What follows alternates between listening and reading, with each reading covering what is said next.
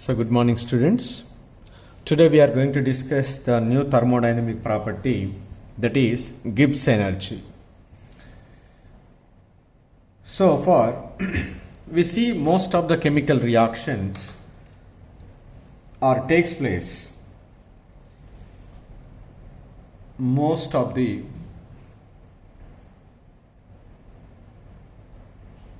chemical reactions are either closed systems or open systems.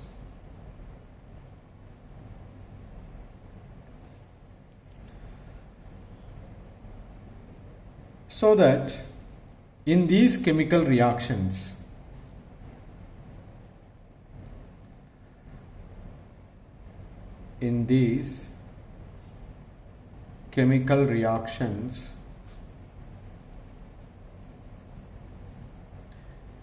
we observed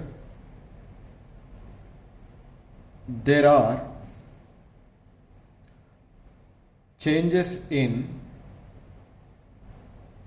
both enthalpy as well as entropy.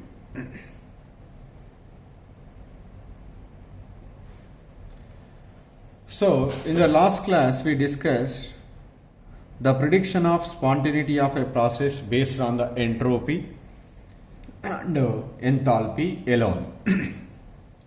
If a change in enthalpy is negative, that is said to be a spontaneous process. In some of the cases, even though the change in enthalpy is positive or is equal to 0, they are also said to be a spontaneous process. But in that cases, what we are observed, there is an increase in randomness. That is, we can measure in terms of entropy. That change in entropy in those processes is positive. That's why even though the delta H is positive or is equal to 0, in that cases, that process can be occurred on its own. That process are called spontaneous process. So that means we can predict it. So the enthalpy, process is said to be a spontaneous or not based on the enthalpy and entropy individually. But if change in enthalpy and change in entropy both are observed in a single process, in a single chemical reaction, it is very difficult to predict the spontaneity of a process. That means, for example, in a particular reaction, delta H is equal to negative and delta S is negative. Delta H is negative tells about that process is said to be a spontaneous. But the delta S is negative, never said to be a spontaneous process. There is a conflict exists. So that's why here I would like to give the statement: it is not possible. It is not possible to predict the spontaneity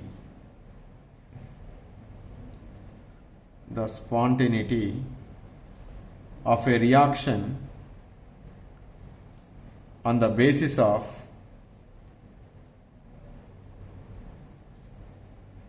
enthalpy or entropy alone.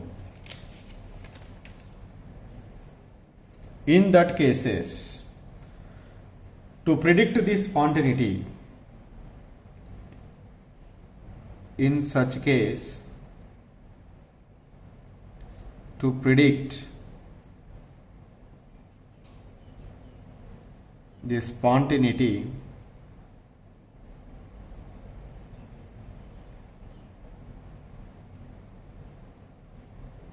of a reaction, a new function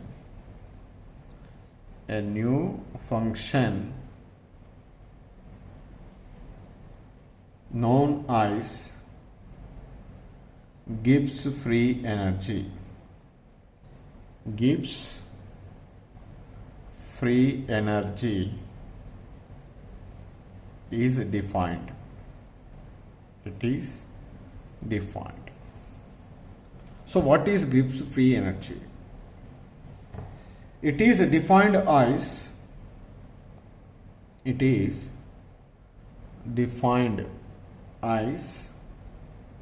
the maximum amount of energy available, the maximum amount of energy available to a system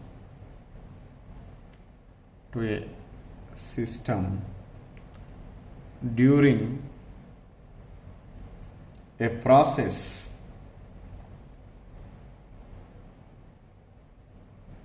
that can be converted into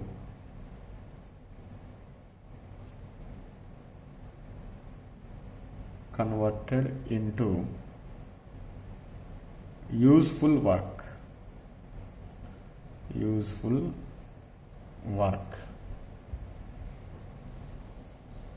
Or we can also define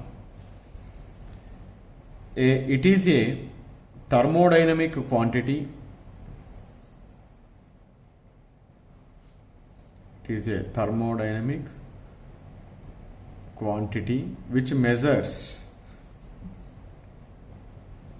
or which is a measure of capacity of a system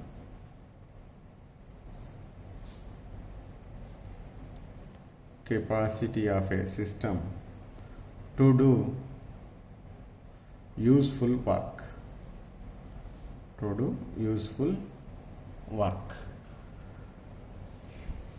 So it is mathematically expressed as G is equal to H minus T into S. You know very well H is equal to U plus PV, then G is equal to U plus PV minus Ts. So like other thermodynamic factors like enthalpy, entropy, internal energy, the Gibbs energy is also cannot be determined exactly. So here also we can calculate the change in Gibbs energy. That is, I write here Gibbs energy change.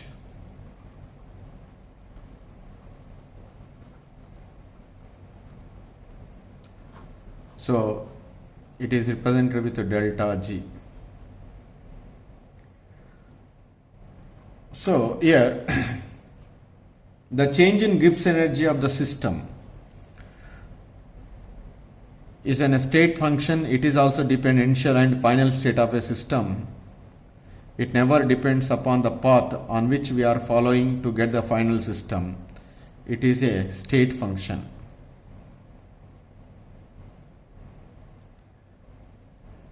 It is expressed as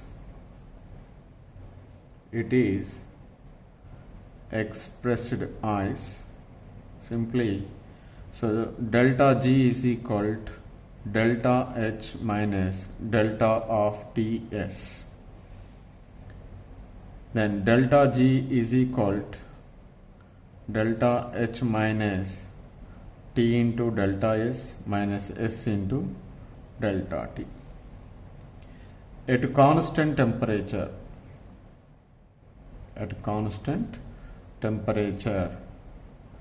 delta T is equal to 0.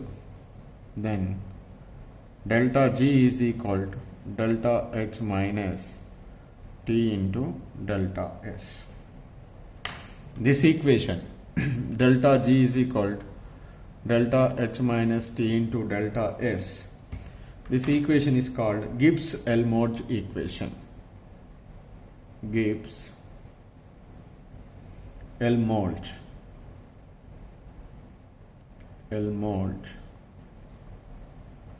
equation, the above equation.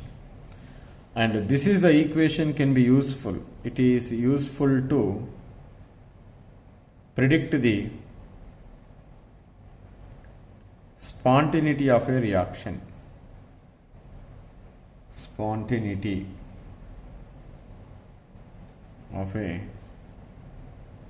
reaction.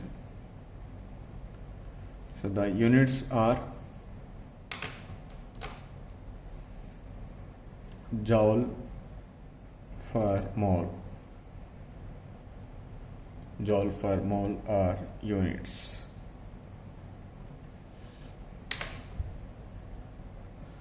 So to predict the spontaneity of a reaction by including enthalpy of a reaction and entropy of a reaction, what is the condition to say a process is spontaneous or non-spontaneous in terms of free energy? See, we know that we learn in the entropy delta S total is equal to change in entropy of system plus change in entropy of surroundings.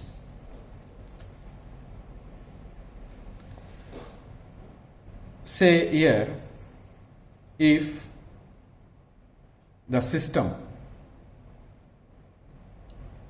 in thermal equilibrium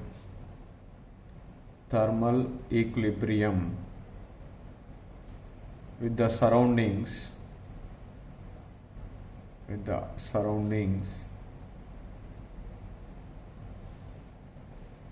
then temperature of system is equal to temperature of surroundings. So we also know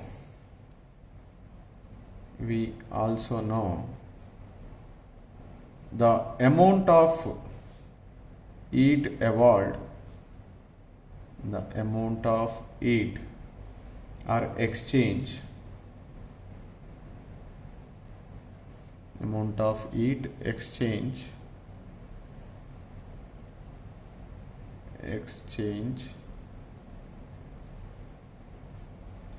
at constant pressure and temperature,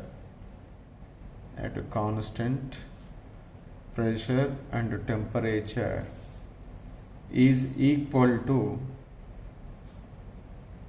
enthalpy change. That is, we have already learned in enthalpy. At a constant volume is equal to internal energy, at constant pressure is equal to enthalpy change. That is, I write the amount of heat is exchanged by the system is equal to enthalpy of system.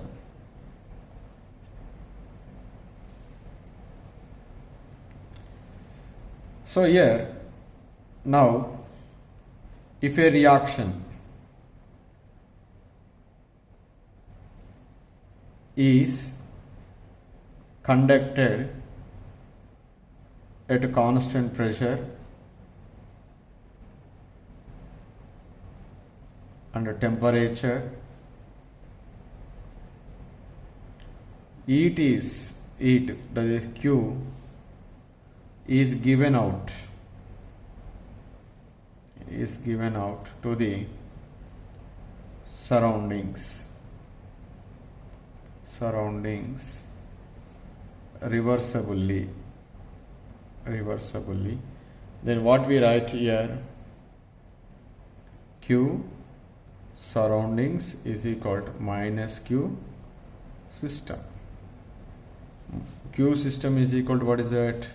Delta H system. So that I write here delta H system.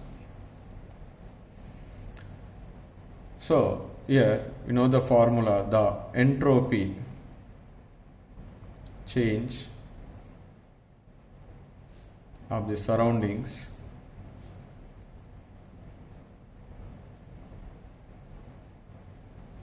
that is delta S surroundings is equal to QP surroundings by T. QP surroundings is equal to minus Q system. Minus Q system is equal to what is it? Minus delta H system by T. Then we know the formula delta S total is equal to delta S system plus delta S surroundings, then delta S system minus delta H system by T. So just rearranging this equation, we get T into delta S total is equal to T into delta S system minus delta H system. So here T into delta S total is equal to minus of delta H system minus delta S system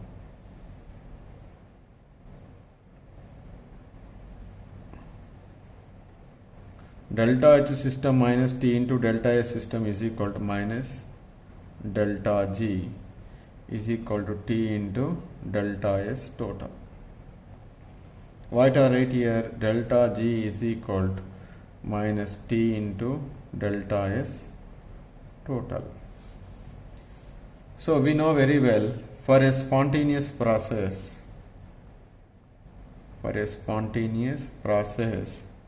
it always takes place in a direction to achieve the maximum randomness, so that the change in randomness is always delta S total is always positive. That is the second law of thermodynamics. So that delta S total is positive, then delta G is which one become negative. If delta G is equal to negative, that process is called as spontaneous process. Spontaneous, delta G is equal to negative, that process is spontaneous process. So therefore delta G is equal to minus T into delta S total. So here delta G is equal to negative for spontaneous process.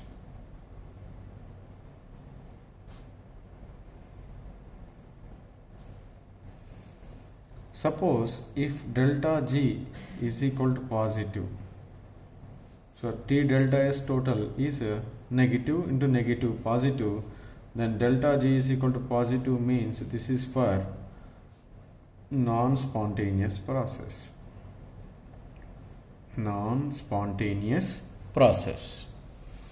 At equilibrium, the total entropy of the system is equal to 0, so that delta is equal to 0 means, so the system is at equilibrium.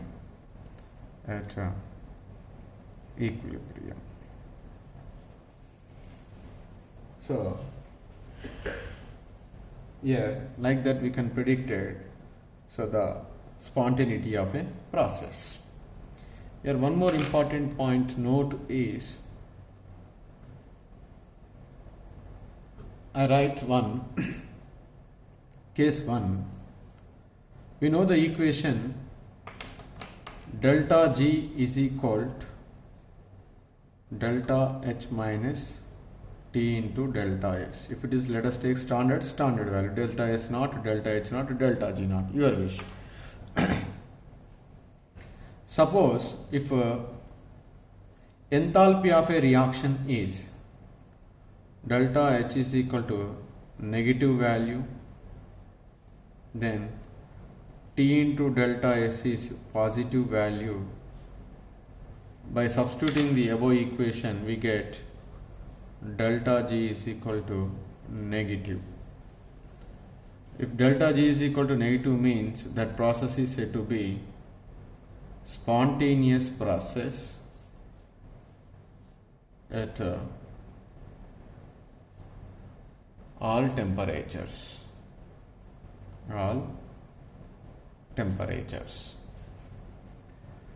And the second case is, if it is reverse, delta H is positive, delta S is negative. So by substituting these values in the above equation, it is positive, it is negative. Negative into negative, positive. Positive plus positive, we get delta G is equal to positive. That is non-spontaneous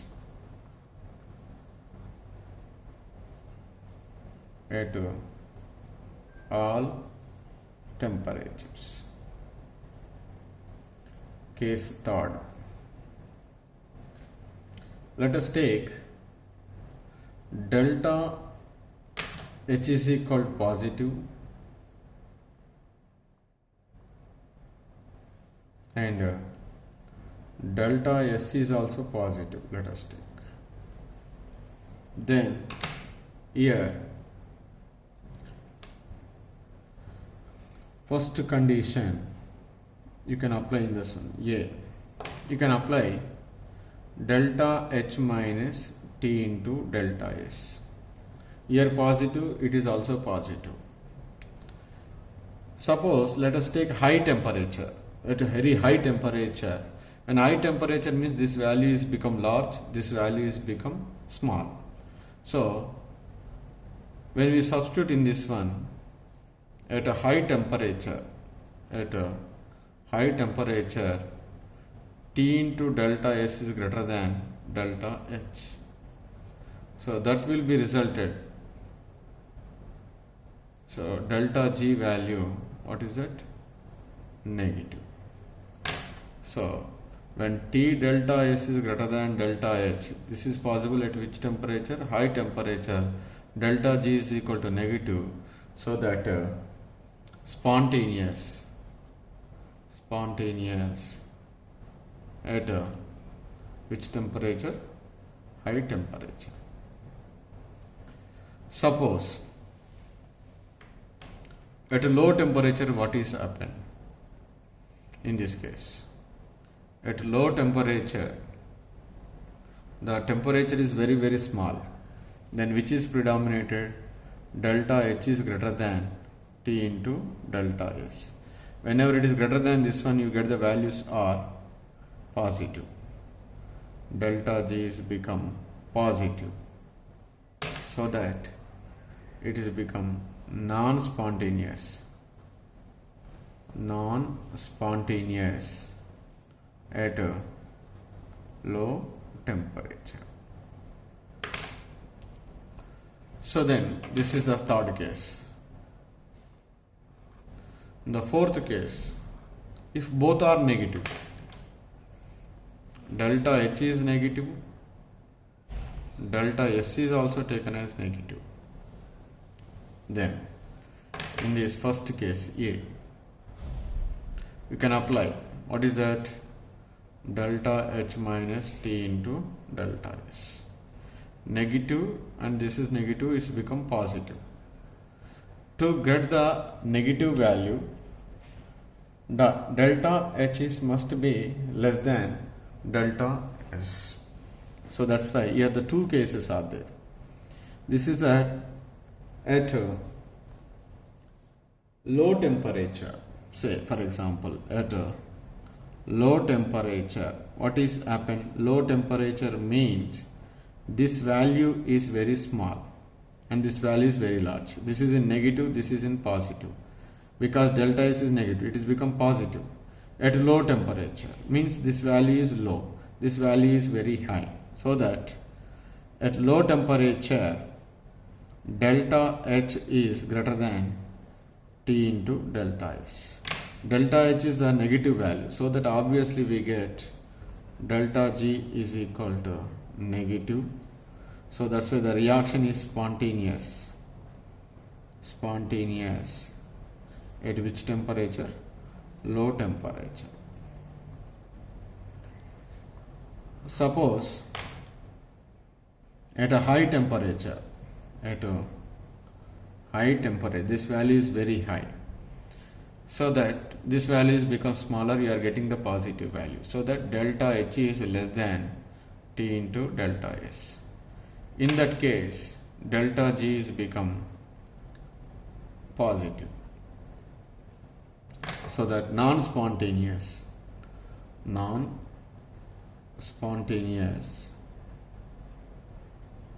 at which temperature? High temperature. So like that. So by substituting the different values with the different signs, whether it is becomes spontaneous or not, we can be predicted. So generally change in free energy is negative for spontaneity, positive for non-spontaneous. If it is at equilibrium, that is equal to 0. In the Gibbs-Helmholtz equation, both the factors delta H and T into delta S are having negative and positive values respectively, then delta G is become negative and the reaction is become spontaneous at all temperatures. If it is reverse, that is delta H is positive, delta S is negative, then delta G is become positive. That is non-spontaneous at all temperatures. In the third case, delta H is positive, delta S is positive. Both the factors are positive. In this case, the temperature can be decided one of the factor to decide whether a given process is spontaneous or not. Generally, at a high temperature, the T into delta S is always greater than delta H, so that delta G is become negative, then spontaneous at high temperature. Spontaneous at high temperature means obviously at a low temperature, non-spontaneous. Similarly, both the values delta H and delta S are negative values, then if at low temperature the T into delta S value is less than delta H, so that delta G is become negative for spontaneous process. Its opposite, that means at a higher temperature T into delta S is greater than delta H, so that resulted into delta G is positive, so that the process is said to be non-spontaneous process. This is about the Gibbs energy.